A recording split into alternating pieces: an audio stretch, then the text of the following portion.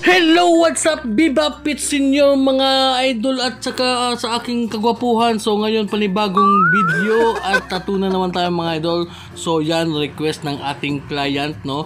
Yung design na pinatattoo niya is talagang pinag-isipan natin yung mga idol. Walang katulad. So dyan mga idol, syempre shout out natin si Idol GM Taniedo. Oh, wait mo na. GM Taniedo, tama, GM Taniedo. Buti na lang may kudigo tayo. So dyan mga idol, syempre malaking piece to mga idol. So ang tawag dito mga idol is medium piece. So basta lagpas ng 10 inches pataas, so yan yung medium piece mga idol. So dyan mga idol, nag-start na tayo. Una, lining. Syempre yung ginamit nating lining dyan mga idol is 7RL.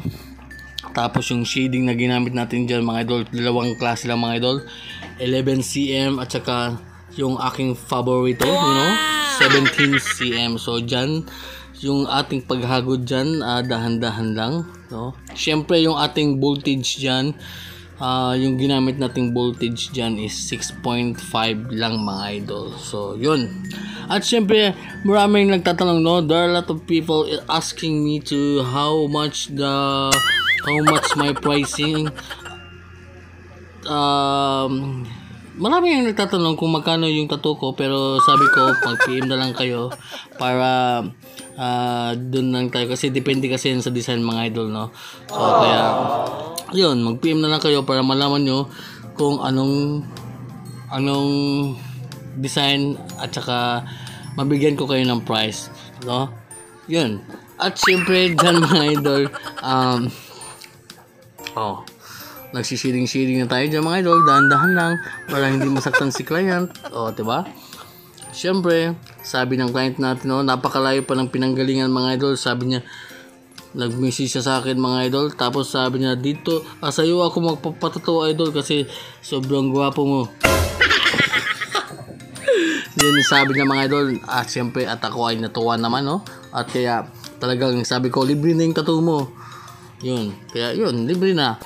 At syempre dyan mga idol, no, balik tayo dito sa ating tattoo. Malapit na pala tayong matapos. So dyan is nag-highlights na tayo dyan. So yun mga idol, after 6 hours of session, 6 na oras na tatuan ko mga idol. Grabe, talagang sisiw lang kay idol, you know, ang lupet, no, grabe.